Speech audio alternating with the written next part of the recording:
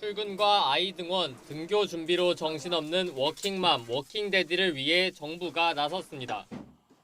고용노동부는 이달부터 육아기 10시 출근제를 신설합니다. 육아를 위해 1시간 늦게 출근하거나 1시간 일찍 퇴근할 수 있게 되는데 초등학교 6학년 이하 자녀를 둔 중소, 중견기업 노동자가 단축 근로 대상입니다. 정부는 임금이 줄지 않게 노동자 1명당 사업주에게 월 30만 원을 최대 1년간 지원할 예정입니다. 오는 3월부턴 어린이집과 유치원을 다니는 4살 유아도 무상교육 혜택을 받습니다. 기본 보육료 외에 부모가 내온 입학준비금이나 특별활동비 등을 정부가 추가 지원하는 겁니다. 지난해 7월부터 5살을 대상으로 이뤄진 정책이 4살로 확대되고 내년엔 3살까지 혜택을 봅니다. 지난해 7살까지 매달 10만 원씩 지급된 아동수당은 올해부터 8살까지로 1살 올라갑니다. 이를 시작으로 2030년 12살까지 단계적으로 늘어납니다. 다만 아동수당법 개정안이 국회에서 계류 중이라 시행까진 다소 시간이 걸릴 거로 보입니다. 출산 전후 휴가급여 상한액도 월 210만 원에서 220만 원으로 오릅니다. 배우자 출산휴가 급여 상한 역시 월 160만 7,650원에서 168만 4,210원으로 인상됩니다. YTN 정영수입니다.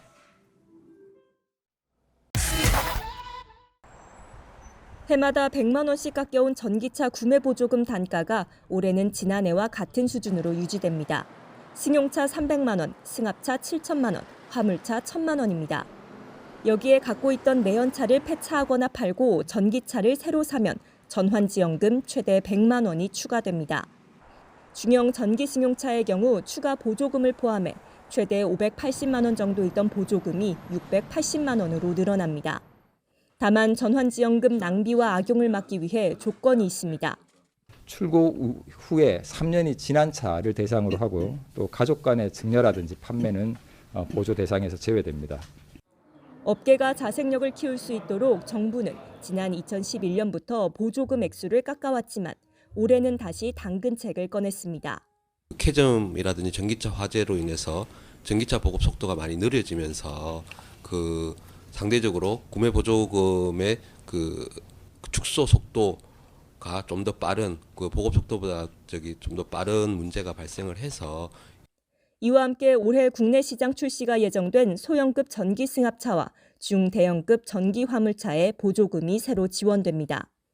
또 기존 전기 승용차의 전액 지원 가격 기준을 5,300만 원에서 내년부터 5천만 원으로 강화할 방침입니다.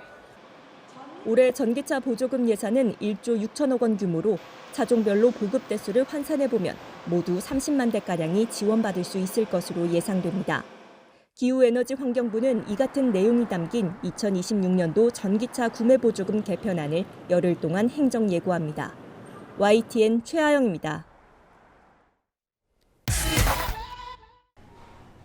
고배당 상장 기업이 국내 주주들에게 지급한 배당 소득에 대해 분리과세가 허용됩니다.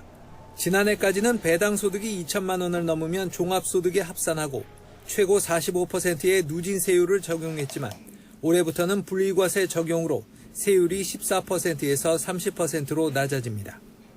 반면 금융투자소득세 폐지에 따라 증권거래세가 조정됐는데 코스피는 0%에서 0.05%로 코스닥은 0.15%에서 0.2%로 상향됐습니다. 만 9세 미만 초등학교 저학년 자녀의 예체능 학원비도 연말정산을 할 때 15%의 세액공제 대상에 포함됐습니다. 월 20만 원인 보육수당 비과세 한도도 자녀 1인당 월 20만 원으로 확대됐습니다. 올해 6월부터는 청년 미래 적금이 신설되는데 만기를 3년으로 줄였고 일반형은 6%, 우대형 12%로 정부 기여금 지원 비율도 높였습니다. 월 납입 한도 50만 원으로 만기까지 1,800만 원을 채우면 2천만 원 이상 목돈을 마련할 수 있습니다. 또 1월부터 환급 기준을 초과해 대중교통비를 지출한 경우 초과분을 모두 돌려주는 무제한 K패스 카드가 새롭게 도입되고 든든한 한 끼 지원 사업 대상이 취약계층에서 중소기업 직장인까지 확대됩니다. 전국 어디에서나 일정 금액을 넘는 대중교통 이용분을 전액 환급할 수 있는 정액 패스를 1월 1일부터 출시하고 학생과 산당 근로자 대상 1,000원의 아침밥을 대폭 확대하겠습니다. 농어촌 기본소득 시범사업 시행으로 연천과 정선, 옥천과 청양 등 인구 감소지역 10개군 거주자에게 1인당 월 15만 원의 지역사랑 상품권을 지급합니다. 은퇴 국가봉사동물 민간입양 지원사업 시행으로 군견과 경찰견 등을 입양할 경우 사료비와 의료비 등 명목으로 마리당 연 최대 100만 원까지 지원합니다. YTN 유환홍입니다. 이재명 정부는 출범 초기부터 노동정책에 공을 들였습니다. 산재와 임금체불 근절이 그 중심에 있습니다. 하지만 지난해 3분기까지 산재사고 사망자는 457명으로 한 해 전보다 14명 늘었고 같은 기간 임금체불액도 1조 6천억 원이 넘어 7.8% 증가했습니다. 지표상으로 아직 정책 효과가 나타나지 않고 있는 겁니다. 전반적인 산재 정책 틀을 잡은 정부는 앞으로 취약지를 겨냥한 대책들을 본격 추진합니다. 특히 1년 전 같은 기간보다 10% 넘게 산재사고 사망이 는 소규모 사업장이 대상입니다. 대규모 사업장은 많이 줄어들었는데 이 소규모 사업장은 잘 안 줄어든다. 그런 어려움이 있는 것 같습니다. 50인 미만 사업장에서 위험한 기계를 교체하고 안전장비를 구매할 수 있도록 5,371억 원을 지원하기로 했습니다. 사망자가 속출하는 야간 근무자들의 생명을 보호하기 위해 3분기 안에 노동시간 관리 방안도 내놓을 계획입니다. 임금체불 대책은 날카로워지도록 다듬습니다. 우선 최대 징역 3년, 벌금 3천만 원인 임금체불 법정형을 최대 징역 5년 또는 5천만 원까지 높이는 법 개정을 추진합니다. 체불이 많은 건설업 등 다단계 도급 구조에서 하청 노동자 임금에 손대지 못하게 임금 구분 지급 제도를 1월 중 법제화할 예정입니다. 체불 한 사람이 또 합니다. 그래가지고 이번에 법정형도 상향하는데 노동 인권 교육을 의무화해가지고 좀 집체 교육도 하고. 노동과 생명 존중을 내세운 이재명 정부의 노동 정책이 체감할 수 있는 성과로 이어질지 정부 2년 차가 갈림길 역할을 할 거라는 전망이 나옵니다. YTN 임은석입니다. 네, 2026년 새해를 맞기까지 이제 정말 몇 시간 남지 않았습니다. 네, 새해는 어떤 것들이 달라지는지 허준영 서강대 경제학과 교수와 함께 이야기 나눠보겠습니다. 어서 오십시오. 어서 오세요. 네, 안녕하세요. 네, 새해 달력 받으면 제일 먼저 체크하는 게 빨간 날 며칠 있나 이거잖아요. 우리 PD가 확인해 보니까 118일이라고 하더라고요. 그게 이제 118일이면 올해 며칠이었지가 궁금하잖아요. 네. 올해가 119일이었습니다. 그래서 하루 정리. 하루가 줄고요. 그다음에 가장 중요한 게 어떻게 보면 설날이랑 추석이잖아요. 올해는 설날이 화요일, 추석이 금요일이어서 설날 휴일은 5일, 그리고 추석 휴일은 4일로 약간 짧습니다. 좀 아쉬울 수 있으실 것 같고요. 아무래도 대체 공휴일 적용되는 날 궁금하실 것 같은데 예. 3.1절, 부처님 오신 날, 광복절, 개천절 이렇게는 3일 휴식하실 수 있으실 것 같습니다. 예. 자, 새해 가장 많이 궁금하실 것 같은 게 바로 돈 이야기일 것 같습니다. 최저임금 10,000원 시대가 이제 본격 시작되는 거죠? 네, 올해 최저임금이 1030원이었었어요. 예. 근데 이제 10,000원을 거의 턱걸이로 넘었다가 내년부터는 최저임금이 이제 1,320원으로 본격적인 10,000원대로 올라간다고 생각하시면 될 것 같고요. 네. 이 올해 기준으로 한 2.9% 정도 인상되는 거고, 이 월 환산액으로 한 40시간 최저임금 받고 일하신다고 생각하시면 월 환산액으로는 한 215만 5,800원 정도 되는 금액입니다. 그래서 어떻게 보면 이제 최저임금 같은 것들이 한편으로는 조금 최저임금 적용받으시는 분들은 이게 좀 많이 올라가셨으면 좋겠다라고 생각하시는 부분이 있고, 또 한편으로는 이 최저임금 때문에 조금 힘들어하시는 뭐 소상공인, 우리나라 같은 경우는 워낙 자영업자 비중이 많다 보니까 그렇죠. 그런 부분들에 있어서는 이 최저임금을 좀 해석하시는 건 좀 다를 것 같은데 본격적으로 10,000원 시대가 내년부터 열릴 것 같다 정도의 네. 말씀 드릴 수 있을 것 같습니다. 자영업자, 소상공인 부담은 또 동전의 양면 같은 것이니까요. 그런가 하면 국민연금은 더 내고 더 받게 되는 거죠. 이게 논란이 많았었는데요. 이게 모수 개혁을 했습니다. 네. 그래서 이제 내년부터는 국민연금 보험료율이 현행인 9%에서 13%로 인상이 됩니다. 이거는 이제 인상이 한 해에 딱 13%로 올라간 게 아니고요. 내년부터 매년 0.5%씩 인상을 해서 2033년에 갔을 때 13%가 될 수 있도록 차차차차 이제 연금 보험료를 좀 올리는 거고요. 그러면 내가 내는 보험료가 얼마나 늘어나는지 생각하실 수 있을 것 같은데요. 예. 우리 가입자 평균 소득이 지금 309만 원 정도 됩니다. 요 정도 되시는 분 기준으로 봤을 때는 올해 월 27만 8천 원 정도 내시고 계신데 예. 내년부터는 15,000원 정도 상승한 29만 3천 원 정도의 보험료를 월 납부를 하시게 됩니다. 다만 국민연금 더 내면 내가 손해 아니야라고 생각하실 수 있을 것 같은데요. 네.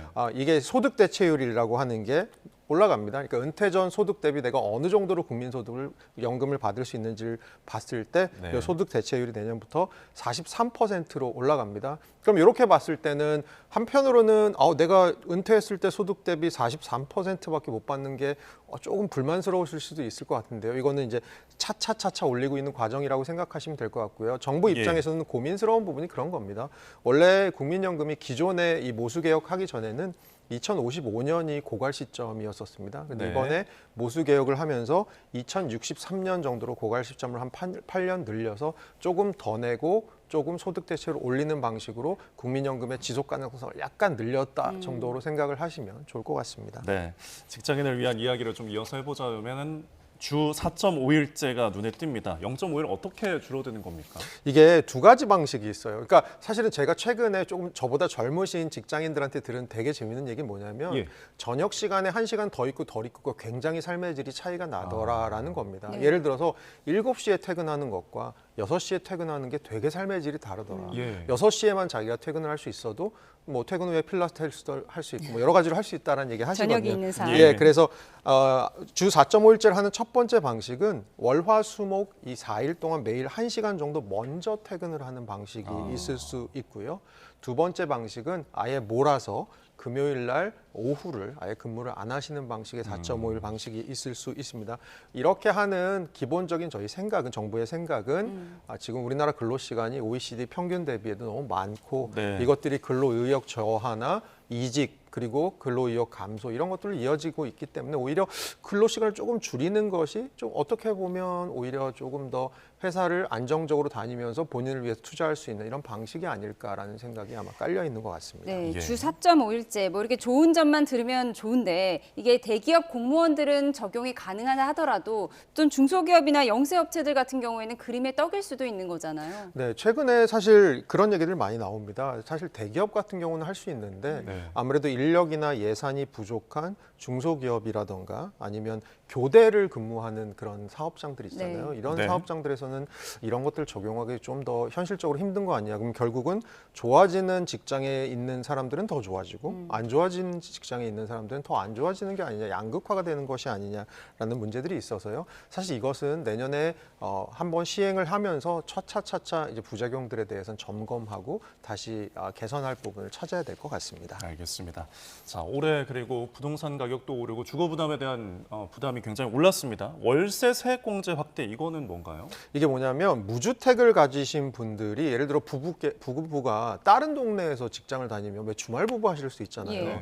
그럼 기존에는 특정 조건을 만족하면 월세를 내는 것에 대해서 두 분 중에 한 분만 세액공제를 받으실 수 있었거든요. 이제는 요거에 대해서 세액공제를 두 분 다 받으실 수 있도록 해준다. 그래서 뭐 한 분은 서울에 계시고 한 분은 천안에 계시면 이 기존에는 한 분만 받을 수 있었는데 이걸 두 분으로 늘린다. 그리고 또 하나는 자녀분들이 있으면 자녀분들이 이제 다자녀인 경우에는 기존에는 이게 85제곱미터로 딱 묶여 있었거든요. 도시 기준으로. 근데 요거를 평형 기준을 없애서 좀 더 넓은 평수에서 자녀들이랑 사시더라도 세액공제를 받으실 수 있는 좀 한도를 늘려준다라는 그런 의미로 생각하시면 좋을 것 같습니다. 다자녀인 경우에 월세 세액공제가 더 크다 이 말씀 해주셨는데 자녀가 많으면 다른 세제 혜택도 늘어나는 거죠. 자녀가 많을 경우에는 뭐 지금 말씀드린 세제 혜택뿐만이 아니고 내년부터는 뭐 그 보육수당이라든가 이런 데 있어서 비과세 한도 같은 거 아무래도 자녀가 한 분 늘 때마다 교육비 같은 것도 많이 들게 마련인데요. 그래서 보육수당의 비과세 한도라든가 아니면 신용카드의 소득공제 같은 항목들도 내년부터는 좀 자녀 수에 따라서 늘어나는 부분 요거 꼭 확인하셔서 내년에 연말정산 받으시거나 하실 때 꼭 챙기셨으면 좋겠습니다. 알겠습니다. 자, 그리고 고향사랑 기부금 제도에 대해서 저희가 뉴스를 많이 접할 수 있었는데 이 부분도 지금 세금을 이제 덜 낼 수가 있다고요? 네, 그러니까 세액공제를 받으실 수 있는데요. 그러니까 고향사랑 기부금이라는 게 자기의 주소지나 자기의 연고지가 아닌 곳에 내가 기부를 했을 때 10만 원까지는 100% 세액공제를 받으실 수 있고 10만 원 이상에 대해서는 현재 일반 기부금의 세액공제 금액인 16.5%. 네. 그리고 우리나라에서는 사실 특별 재난 지역처럼 최근에 뭐 지진을 겪으신 데 많잖아요. 예. 화재를 겪으신 데 많잖아요. 그런 데 대해서는 10만 원은 넘는 금액에 대해서는 33% 세액공제를 받으실 수 있고 여기다 추가적으로 이렇게 기부를 하셨을 때 그 지역에서 나오는 여러 가지 상품권들을 답례품으로 받으실 수 있습니다. 예를 들어서 뭐 한우, 돼지고기, 쌀 같은 지역 특산물이나 아니면 그 동네 관광지 입장권까지 답례품으로 받으실 수 있거든요. 요거는 예. 고향사랑 2 홈페이지라는 곳이 있고요. 아니면 KB페이 앱에서 이거 신청 가능하시니까 기부를 하시고 세액공제도 받으시고 그 지역의 답례품까지도 받으시는 그런 좋은 일 하시고 또 혜택도 누리시는 거 좋을 것 같습니다. 예, 세액공제 말씀해 주셨는데 전 이게 아직도 헷갈려서요. 세액공제, 소득공제 이 차이가 어떻게 되는 거죠? 그 앵커께서 그 마트에 가셔서 물건을 10개 사셨는데 그 세액공제는 뭐냐면 10개 중에 내가 8개만 세금 매길게라고 하는 게 세액공제 같은 예. 개념입니다. 아, 소득공제의 개념입니다. 예. 그리고 세액공제는 내가 세금이 여기에 대해서 10개에 대해서 30%가 나오는데 그걸 한 15%로 깎아줄게라는 게 세액공제의 개념입니다. 저희가 소득이 늘어나면 늘어날수록 세금이 똑같이 늘어나는 게 아니고 세금이 더 빨리 늘어나지 그렇죠. 않습니까? 예. 그러면 소득 구간을 조금 낮춤으로써 세액을 많이 아낄 수 있는 게 있거든요. 그래서 소득을 잡히는 부분을 좀 줄여주는 것이 소득공제라고 생각을 하시면 될 것 같고 네. 세액이 나온 것에 대해서 그거를 조금 할인해 주시는 것을 세액공제라고 생각하시면 될 것 같고요. 특히 소득이 조금 많으신 분들은 세액공제보다는 소득공제를 좀 본격적으로 노려보시는 게 좋은 그런 전략 같습니다. 네, 연말정산에 관련 팁이었고요. 자, 새해에도 바뀌는 것 중 하나가 교통비와 관련해서인데 대중교통이 조금 도움이 된다고요? 예, 제가 지금 기후사랑 그 카드를 쓰고 있는데 여기도 예. 그것 타고 이제 왔는데요. 아, 예. 내년부터는 요거가 어떻게 보면 이건 서울에서만 쓸 수 있는 거잖아요. 이게 전국으로 확대된다고 생각하시면 될 것 같습니다. 그래서 모두의 카드라는 대중교통 정액 패스가 나오는데요. 이건 뭐냐면 기후사랑 동행 카드 같은 경우 서울 시청자분들은 아시겠지만 62,000원을 내고 구매하시면 62,000원 이상을 써도 그냥 62,000원으로 쓰실 수 있는 네. 건데 정부에서 새로 나오는 모두의 카드는 뭐냐면 62,000원 이상 쓰시면 우선은 내시고 62,000원보다 초과하는 금액에 대해서는 나중에 환급 받으실 수 있는 그런 시스템이라고 생각하시면 되고요. 요거는 좋은 점이 예. 거주 지역에 따라서 수도권이냐 지방이냐 아니면 특별 지원 지역이냐에 따라서 아니면 일반 청년 어르신 같은 이용자 유형 그리고 자녀가 다자녀이냐에 따라서 이게 요금이 다 다릅니다. 그래서 네. 혜택까지도 추가적으로 누리실 수 있는 부분이 있습니다. 아무래도 국민의 이동권 보장 있습니다. 알겠습니다. 새해 여러 가지 바뀌는 정책들 지금까지 허준영 서강대 교수와 함께 이야기 나눠봤습니다. 고맙습니다. 고맙습니다.